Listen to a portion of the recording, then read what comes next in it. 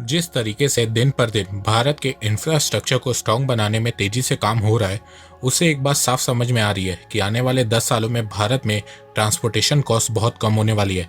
अब तक मैंने आपको भारत के रोड्स, हाईवे, एक्सप्रेसवे, पोर्ट्स के प्रोजेक्ट के बारे में बताया है। आज मैं आपको भारत की पहली अंडर वाटर मेट्रो प्रोजेक्ट के बारे में बताऊंगा। अब तक आपने भारत में मेट्रो को जमीन के ऊपर मतलब कि एलिवेटेड और अंडरग्राउंड चलते देखा है, लेकिन बहुत जल्द भारत में अंडर वाटर मेट्रो भी दौड़ेगी। 1984 में देश में सबसे पहले मेट्रो सेवा शुरू कर इतिहास रचने वाला कोलकाता एक बार फिर से एक नया इतिहास रचने को तैयार है। भारत में सबसे पहली मेट्रो कोलकाता में शुरू हुई थी और अब भारत की पहली अंडर वाटर मेट्रो भी कोलकाता में ही शुरू होने वाली है। तो नमस्कार दोस्तों, स्वागत करते हैं आपका चार्जिंग पॉइंट हिंदी में। दोस्तों, आज के इस वीडियो में हम जानेंगे भारत की पहली अंडर वाटर मेट्रो प्रोजेक्ट के बारे में सब कुछ। तो जुड़े रहिए आप इस वीडियो के साथ। दोस्तों, मैं ऐसे ही एजुकेशनल टॉपिक पे बात करता हूँ, तो अगर आपको मेरा काम पसंद आता है तो अब आप मुझे सपोर्ट कर सकते हैं पेट्रियन और यूट्यूब में ज्वाइन बटन के थ्रू।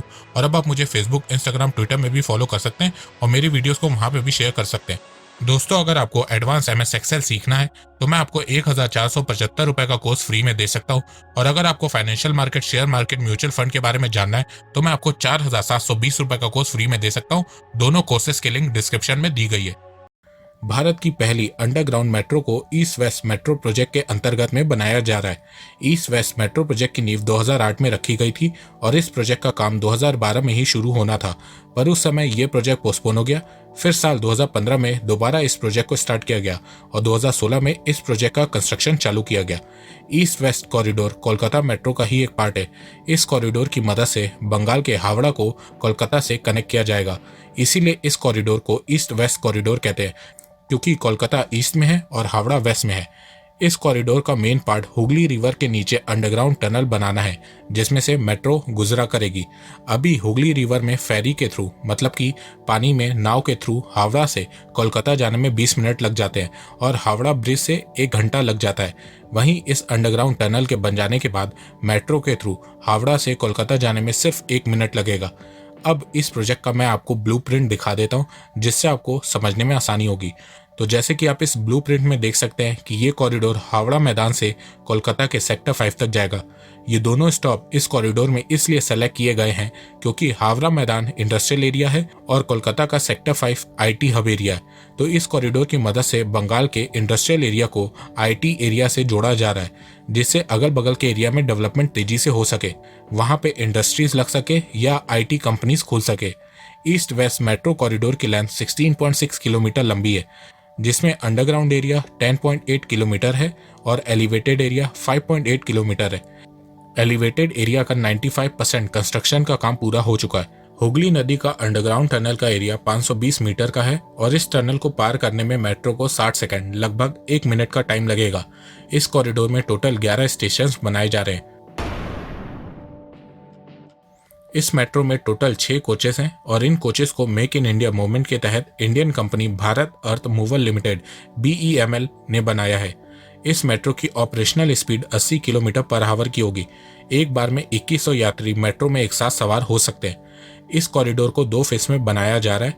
पहला फेज 2020 में कंप्लीट हो गया, जिसमें 9.4 किलोमीटर लंबे रूट को बनाया गया है और इसका इनॉग्रेशन लास्ट ईयर हमारे रेलवे मिनिस्टर पीयूष गोयल जी ने खुद किया था। फेज 2 में 7.2 किलोमीटर का रूट बनाया जा रहा है, जिसमें 6 किलोमीटर की अंडरग्राउंड टनल बनाई जा रही है और उसमें से 520 मीटर की अंडरग्राउंड टनल हुगली रिवर के नीचे बनाई जा रही है। इस कॉरिडोर में अंडरग्राउंड टनल को बनाने का contract Indian company Afcons infrastructure और रशियन कंपनी को मिला है। टनल को बनाने के लिए 2 German made tunnel boring machine भी मंगवाई गई है। अंडर वाटर टनल को हुगली रिवर के 16 मीटर नीचे बनाया जा रहा है। टनल का इंटरनल डायमीटर 5.55 मीटर का है और एक्सटर्नल डायमीटर 6.1 मीटर का है। इस टनल को बाकी अंडरग्राउंड टनल के मुकाबले बहुत मजबूत बनाया जा रहा है, जिससे अर्थक्वेक आने पे भी इस टनल पे ज्यादा असर ना हो।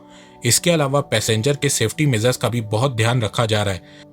देखो, अंडरग्राउंड टनल बनाना तो आज के समय में बहुत आसान होता है, पर अंडर वाटर टनल बनाना उतना ही मुश्किल होता है, क्योंकि उसमें सैंड की लेयर और साथ में बहुत कुछ ध्यान में रखना होता है।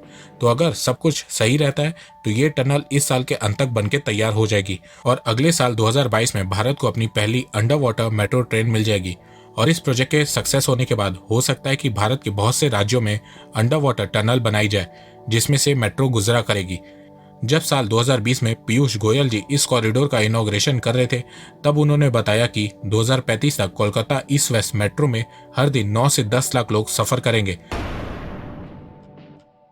2008 में इस प्रोजेक्ट की कॉस्ट 4,000 करोड़ रुपए बताई गई थी, पर अब ईस्ट वेस्ट मेट्रो कॉरिडोर की एस्टिमेटेड कॉस्ट लगभग 8,575 करोड़ रुपीस है, जिसमें से 48% fund Japan international cooperative agency JICA दे रही है और इस लोन को भारत को 30 सालों में चुकाना है। इसके अलावा बाकी का कॉस्ट पहले बंगाल की स्टेट गवर्नमेंट देने वाली थी, पर 2011 में स्टेट गवर्नमेंट ने पैसा देने से मना कर दिया, तो अब बाकी का 52% कॉस्ट में से 40% इंडियन रेलवे दे रही है और 12% यूनियन अर्बन डेवलपमेंट मिनिस्ट्री दे रही है। तो इस मामले पे मैं कुछ नहीं बोलूंगा, वरना कुछ लोग फिर से बोलेंगे कि मैं पॉलिटिक्स कर रहा हूं, तो ये चीज मैं आप पे छोड़ता हूं। इस मेट्रो के किराए की बात करें तो इस मेट्रो का किराया देश के सभी मेट्रो से सस्ता रखा गया है। 2 किलोमीटर के लिए लोगों को 5 रुपए देने होंगे, 2 से 5 किलोमीटर के लिए 10 रुपए देने होंगे, 5 से 10 किलोमीटर के लिए 15 रुपए देने होंगे, 10 से 20 किलोमीटर के लिए 20 रुपए देने होंगे और आखिरी स्टेशन तक जाने के लिए 30 रुपए देने होंगे। इस कॉरिडोर के बनने के बाद रोड में से कंजेशन कम होगा, ट्रैफिक कम हो जाएगा, अर्बन कनेक्टिविटी बढ़ेगी, लोग आराम से कम कॉस्ट में ट्रैवल कर सकेंगे, लोगों का ट्रैवल टाइम भी कम होगा और सबसे बड़ी बात, इससे पॉल्यूशन कम होगा।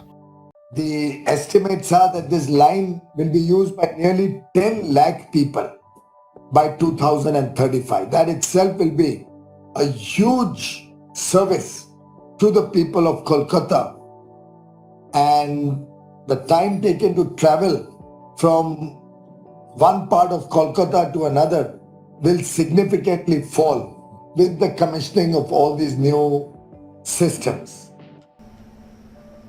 आज ईस्ट वेस्ट कॉरिडोर का काम 2009 में शुरू हुआ था। दुर्भाग्यपूर्ण है कि 2012 में इस काम को रोक दिया गया।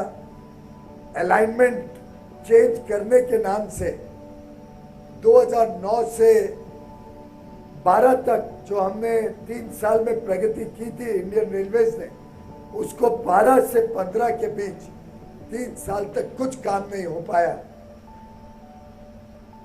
काम ठप रहा अलाइनमेंट के कारण।